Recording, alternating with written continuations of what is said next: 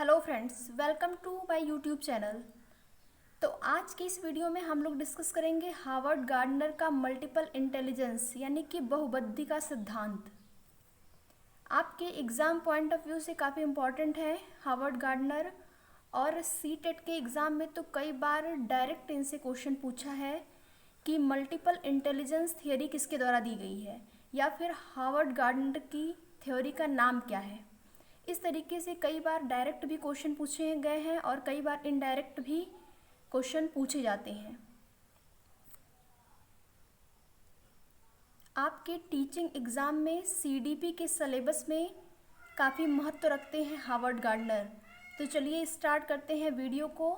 और सबसे पहले हम देखेंगे हार्वर्ड गार्डनर की पुस्तक का नाम। तो इनकी पुस्तक का नाम है फ्रेम्स ऑफ माइंड, जो कि 1986 में पब्लिश्ड हुई थी। इसके बाद हम देखेंगे बहुबुद्धि सिद्धांत का बेस कि मल्टीपल इंटेलिजेंस जो थियरी है उसका बेस क्या है।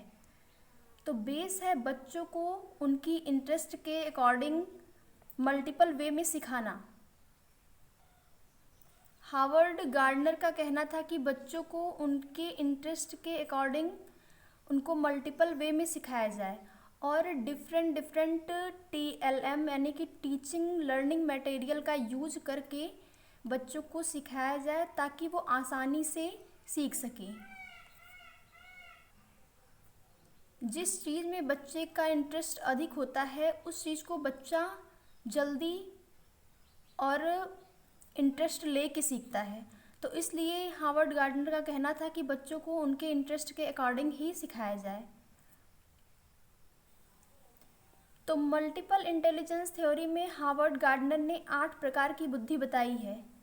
आपको किसी किसी बुक में 7 प्रकार या 9 प्रकार या फिर 11 प्रकार की भी बुद्धि आप देख सकते हैं, लेकिन जो NCERT है NCERT के अकॉर्डिंग हम 8 प्रकार की बुद्धि को ही पढ़ेंगे, जो कि आपके एग्ज़ाम में NCERT से ही क्वेश्चन बनते हैं। तो चलिए सबसे पहले हम देखते हैं लैंग्विस्टिक इंटेलिजेंस यानी कि भाषाई बुद्धि। तो जो भाषाई बुद्धि होती है लगभग हर इंसान में पाई जाती है।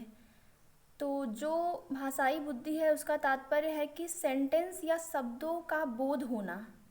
जो व्यक्ति सेंटेंस और शब्दों को उचित ढंग से समझ लेता है और किस स्थान पे कौन से सेंटेंस और कौन से शब्द का प्रयोग करना है उचित ढंग से करने में निपुण होता है, उसमें भाषाई बुद्धि पाई जाती है। वह व्यक्ति जो शब्दों के बीच का जो संबंध होता है उसको पहचानने में निपुण होता है और जिसमें भाषाई बुद्धि जो होती है उच्च होती है, वह लैंग्विस्टिक इंटेलिजेंस के अंतर्गत आता है। जैसे हम अपने विचारों की अभिव्यक्ति जो है वो भाषा के माध्यम से ही करते हैं। तो अगर हम उचित ढंग से भाषा का प्रयोग करके सामने वाले व्यक्ति को अपने भाषा के माध्यम से आकर्षित करते हैं तो वह भाषाई बुद्धि कहलाएगी। किस शब्द का और किस वाक्य का कब किस स्थिति में कहाँ पर उचित ढंग से प्रयोग करना है वह इसके अंतर्गत आता है। जैसे कि जो रीडर हो गए या फिर स्पीकर जो होते हैं वह भाषाई बुद्धि के अंतर्गत आते हैं, या फिर जो राइटर होते हैं, या फिर डिबेट भी आपका भाषाई बुद्धि के अंतर्गत आ जाएगा। जैसे डिबेट में हम किसी भी एक मैटर पे 2 व्यक्ति होते हैं और एक पक्ष में बोलता है एक विपक्ष में बोलता है, तो इससे भी भाषाई जो बुद्धि है उसका विकास होता है। इसके बाद जो डिस्कशन होता है वह भी भाषाई बुद्धि के ही अंतर्गत आता है। तो reader, speaker, writing, debate, discussion ये सभी जो हैं वह भाषाई बुद्धि के अंतर्गत आएंगी। एग्जाम्पल में हम ले सकते हैं नरेंद्र मोदी को भी हम ले सकते हैं भाषाई बुद्धि में, या फिर जो न्यूज़ रिपोर्टर होते हैं वो भी भाषाई बुद्धि के अंतर्गत ही आते हैं, यानी कि भाषाई बुद्धि उनमें अच्छी होती है न्यूज़ रिपोर्टर में। इसके बाद हम देखेंगे लॉजिकल मैथमेटिकल इंटेलिजेंस। तो जो तार्किक गणितीय बुद्धि होती है उसमें वह व्यक्ति आते हैं जिनमें गणितीय समस्या का समाधान करने की क्षमता होती है, या फिर वह व्यक्ति जो कि एक्सपेरिमेंट करने में अच्छे होते हैं। या फिर जो व्यक्ति तर्क लगाकर अपनी समस्या का समाधान उचित ढंग से करते हैं और जिनमें चिंतन मनन की क्षमता जो होती है वह अच्छी होती है, वह व्यक्ति लॉजिकल मैथमेटिकल इंटेलिजेंस के अंतर्गत आते हैं। एग्जाम्पल में आप डॉक्टर एपीजे अब्दुल कलाम को ले सकते हैं। तो अगर आप एग्जाम्पल को समझते चलेंगे तो आपको 8 प्रकार की जो बुद्धि है वो स्पष्ट होती चलेगी। इसके बाद हम देखेंगे 3rd नंबर का स्पेशियल इंटेलिजेंस यानी कि स्थानिक बुद्धि। तो जो स्थानिक बुद्धि होती है वह उन व्यक्तियों में पाई जाती है जो कि वातावरण के प्रति सजग होते हैं या फिर कल्पनात्मक कार्य में जो अधिक रुचि लेता है वह स्थानिक बुद्धि के अंतर्गत आता है। जो व्यक्ति रास्ते, नक्शे और चित्र को आसानी से समझने का कौशल रखते हैं वह व्यक्ति भी स्थानिक बुद्धि के अंतर्गत आते हैं। और वह व्यक्ति जो कि स्थानिक चित्र को मानसिक रूप में परिवर्तन करने की क्षमता रखता है और जो कल्पना करके चित्र बना देता है वह स्थानिक बुद्धि में आएगा। जैसे मूर्तिकार हो गए या फिर आर्किटेक्ट जो होते हैं वो भी इस बुद्धि के अंतर्गत आते हैं, जो कि स्थानिक चित्र को मानसिक रूप में परिवर्तित करने की क्षमता रखते हैं। आप एग्जाम्पल में कल्पना चावला को ले सकते हैं या फिर MS हुसैन को भी स्थानिक बुद्धि के अंतर्गत ले सकते हैं।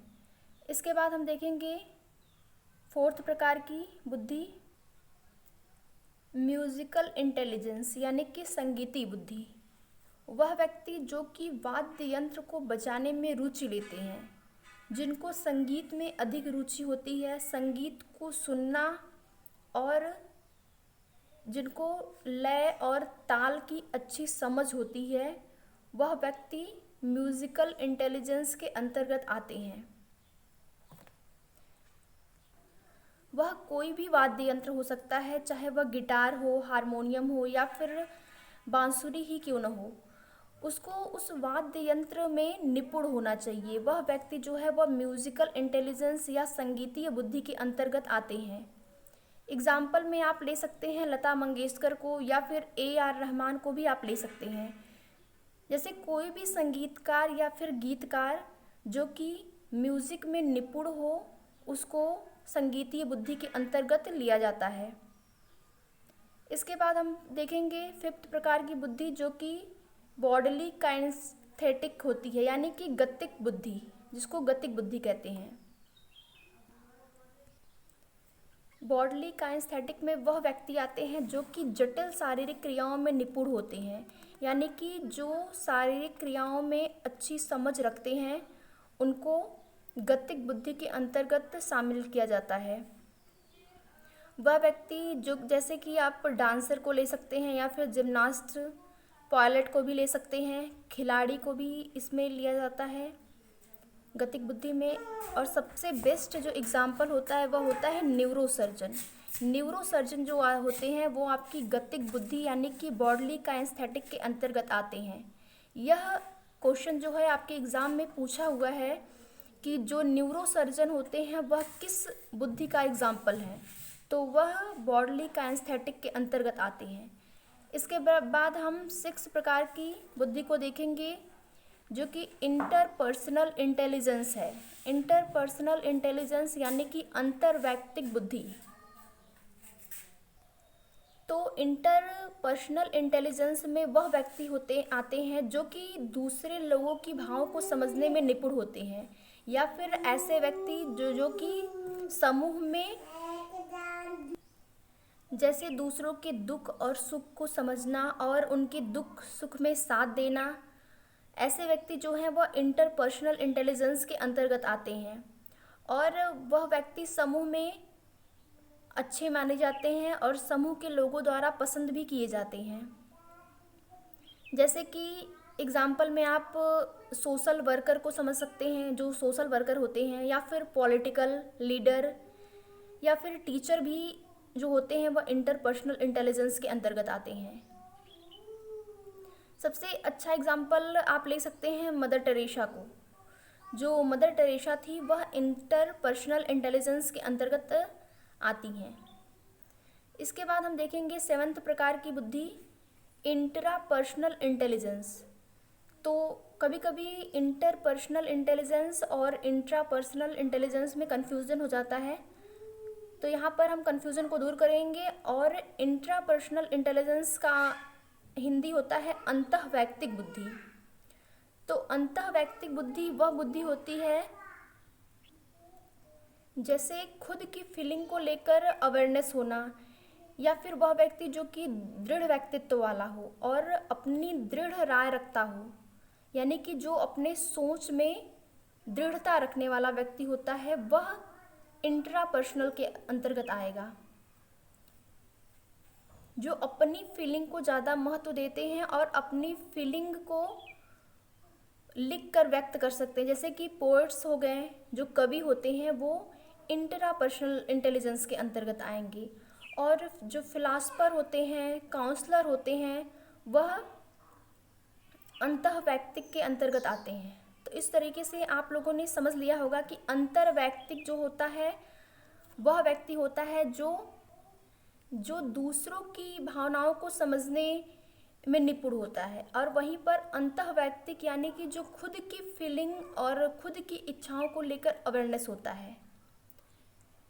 इसके बाद हम देखेंगे 8th प्रकार की बुद्धि, जो कि है नेचुरलिस्टिक इंटेलिजेंस यानी कि प्राकृतिक बुद्धि।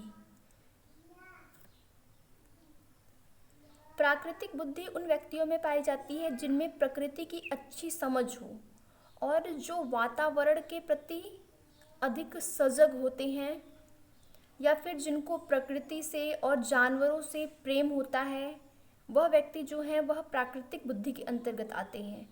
एग्जाम्पल में आप ले सकते हैं गार्डनर यानी कि जो माली होता है, या फिर फार्मर किसान, और बायोलॉजिस्ट जो होते हैं बायोलॉजिस्ट, वो भी प्राकृतिक बुद्धि के ही अंतर्गत आते हैं। इस प्रकार से हम लोगों ने 8 प्रकार की बुद्धि का अध्ययन कर लिया, जो कि हार्वर्ड गार्डनर के द्वारा दिया गया है। कुल मिला जुला कर हमको ये समझना है कि हर व्यक्ति में अलग अलग प्रकार की बुद्धि पाई जाती है। किसी में भाषाई बुद्धि, किसी में तार्किक गणितीय बुद्धि, किसी व्यक्ति में स्थानिक बुद्धि, या फिर किसी व्यक्ति में संगीतीय बुद्धि, गतिक बुद्धि, अंतर्वैयक्तिक बुद्धि, अंतःवैयक्तिक बुद्धि, या फिर प्राकृतिक बुद्धि। तो हर व्यक्ति में अलग अलग प्रकार की बुद्धि पाई जाती है। इसलिए जो इस थियरी का बेस है वह यह है कि बच्चों को उनके इंटरेस्ट के अकॉर्डिंग मल्टीपल वे में सिखाया जाए, और डिफरेंट TLM यानी कि टीचिंग लर्निंग मटेरियल का यूज़ करके बच्चों को अगर सिखाया जाता है, तो वह अपने इंटरेस्ट के अकॉर्डिंग उस क्षेत्र में जिसमें कि उनकी रुचि अधिक है, उसमें वो आगे जा सकते हैं या फिर निपुण हो सकते हैं। इस प्रकार से हम लोगों ने इस वीडियो में हार्वर्ड गार्डनर का मल्टीपल इंटेलिजेंस यानी कि बहुबुद्धि सिद्धांत को कंप्लीट किया। तो अगर वीडियो को पसंद आए तो लाइक और शेयर करें, और अगर अभी तक आपने चैनल को सब्सक्राइब नहीं किया है तो सब्सक्राइब कर लें। Thank you.